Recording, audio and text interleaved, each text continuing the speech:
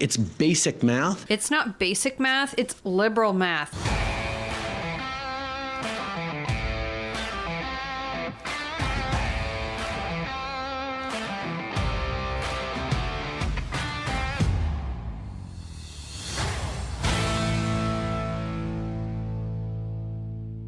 Welcome back to Northern Perspective, everyone. I'm Cypher. And I'm Fox. Justin Trudeau complained about his job being too hard and then insulted the Liberal Premier of Newfoundland and Labrador for actually listening to his constituents. Let's take a look. This week you called premiers who want to end the carbon tax short-term thinkers. Is the Liberal Premier of Newfoundland and Labrador, Andrew Furey, one of those short-term thinkers? I think a lot of people are seeing the public pressure of folks who are worried about the cost of living and worried about affordability. And one of the challenges that is out there is that everyone seems to be talking about the price we've brought in on pollution.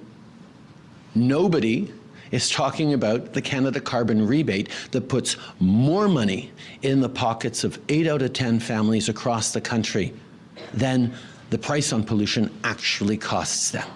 So taking away the price on pollution or leveling it off where it is would actually mean less money in the pockets of 8 out of 10 Canadians in the jurisdictions where it's imposed, which doesn't make sense. Canadians are squeezed on groceries, they're squeezed on rent, they're squeezed on cost of living.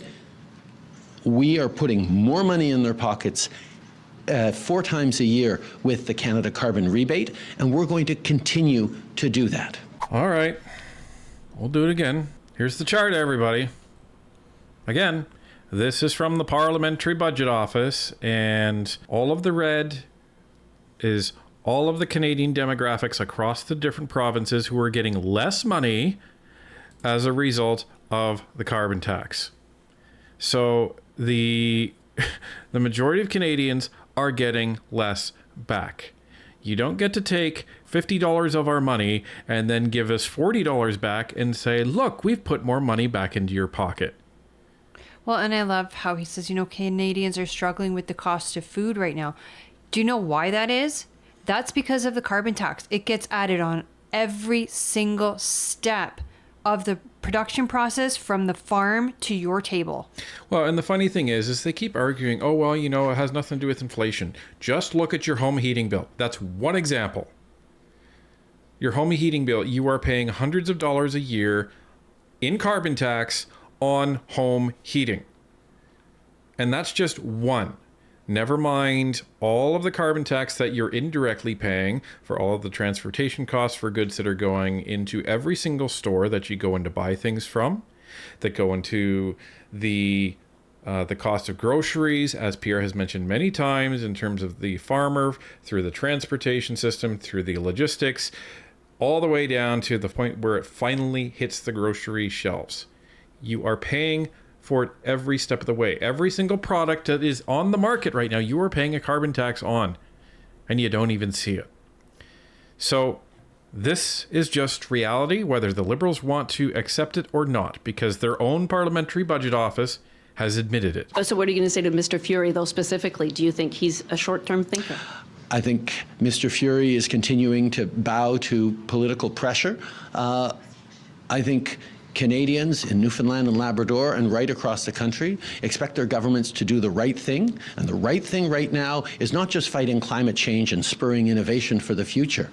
It's about being there to support Canadians during this affordability crisis. And the Canada carbon rebate helps out 80% of Canadians with more money than they pay in terms of a price on pollution. It's basic math, and we're going to continue to be there to support Canadians with the Canada carbon rebate. It's not basic math, it's liberal math. We just showed you the actual chart from the Parliamentary Budget Office, and all those red spots, those were where people were getting less money back. It didn't look like 80% to me. Well, and here's the other thing.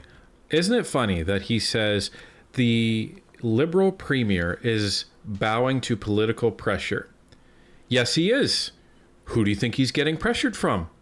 His constituents, you moron.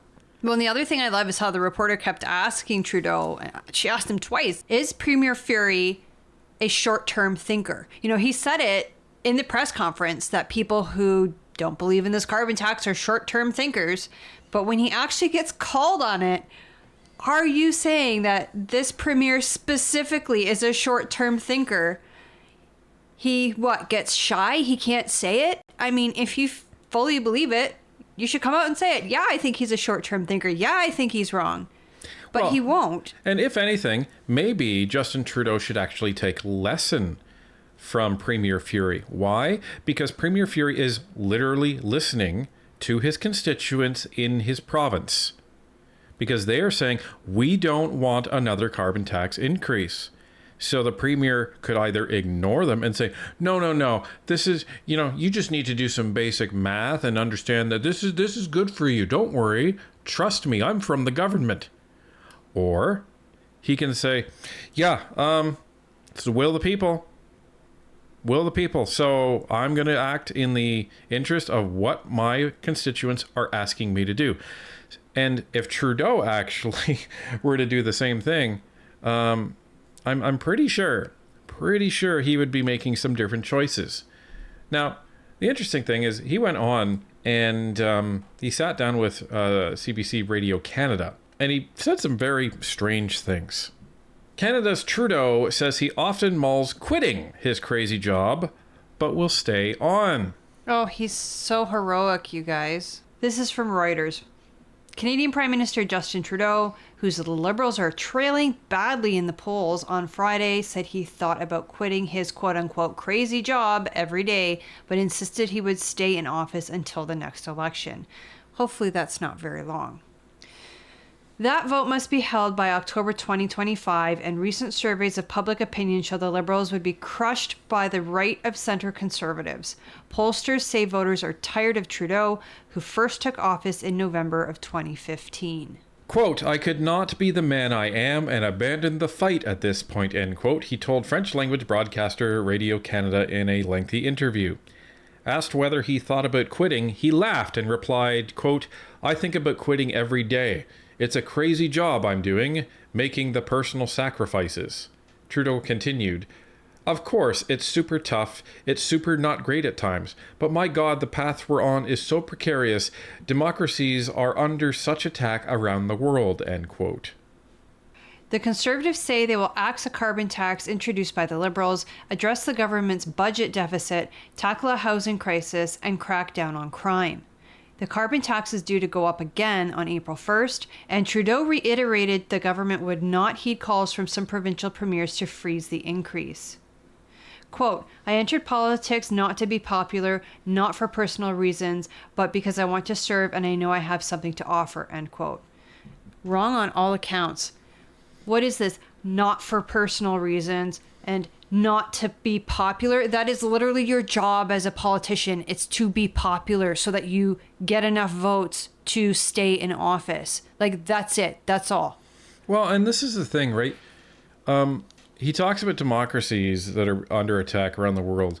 Well, what about right here in Canada? Because the vast majority of people, 70% of people, are against the carbon tax increase on April 1st. You have 7 premiers stepping forward and saying, stop. And these are from all parties, right? You have Trudeau essentially just unilaterally saying, nope, this is going to happen. And too bad.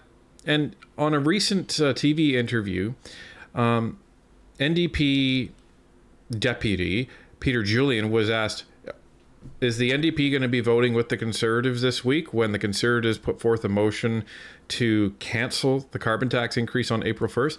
And they wouldn't answer the question. They were asked it a couple of times. So that tells me either they do intend to back it and don't want to say so on national television, or they don't intend to back it and they don't want to say so on national television in front of the Liberals. So it's going to be a very interesting April, everybody, because you have the carbon tax increase coming. You have some opposition motions that are coming this week to try to cancel that carbon tax. And you have the budget being dropped on April 16th, which is the next scheduled confidence vote. And then after that, almost a week later to the day, you have the riding boundaries changing across this country for the next election. So all of this is going to go down in exactly a month from the time that we're actually recording this. So it's going to be very interesting. And again, Trudeau, if you were listening to the vast majority of Canadians, like Premier Furey was, then you'd listen to them and step down and call an election.